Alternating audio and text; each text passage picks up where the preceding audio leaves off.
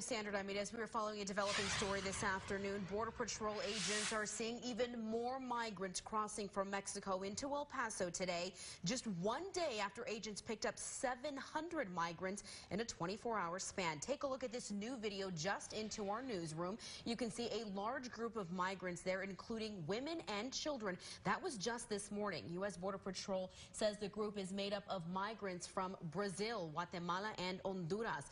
Now, this group was picked up along the border near UTEP today, and our crew was also there early this morning. This is that video you're looking at now as Border Patrol agents picked up a group that actually spent the night along the border near the border highway in Yarborough. And we were also there last night, as we showed you, as some of those migrants were sleeping along the border fence. Border Patrol says many of the migrants are Central American families and unaccompanied minors, including a 2-year-old child. Now, local organizations showed up with food and water for those migrants. We spoke to some of those migrants who say they've been traveling for days in search of a better life.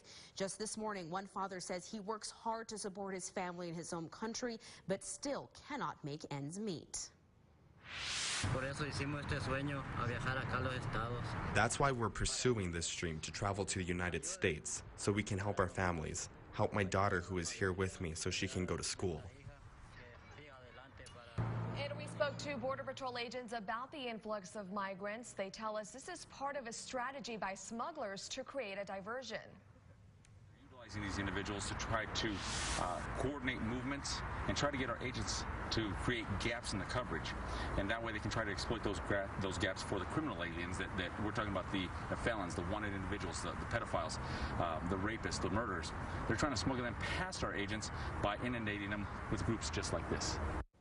And Border Patrol says smugglers control the movement of immigrants crossing illegally, finding the immigrants and telling them which areas to cross through easily. Meanwhile, new documents show some American citizens are on a list instructing border agents to stop them for questioning at ports of entry.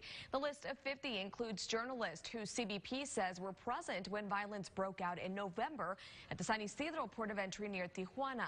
The agency believes they may have more information about the incident. Immigration and Customs Enforcement detainees in Colorado are reportedly on a hunger strike. One man inside that facility told his wife the detention center has been placed in quarantine for mumps and chicken pox for a third consecutive time, adding up to more than 600 straight days. Now, under a quarantine, family members cannot visit the facility, neither can attorneys, which means court and bond hearings have been canceled. The wife of one of those detainees on the hunger strike says frustration is growing, while immigration attorneys say the quarantines are delaying justice. Mainly, they're not animals. Talk to them. Let them know what's going on.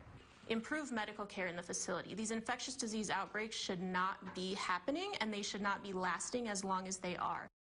ICE says there is no hunger strike at the facility, but the agency does not formally consider it a hunger strike until 9 consecutive meals have been missed.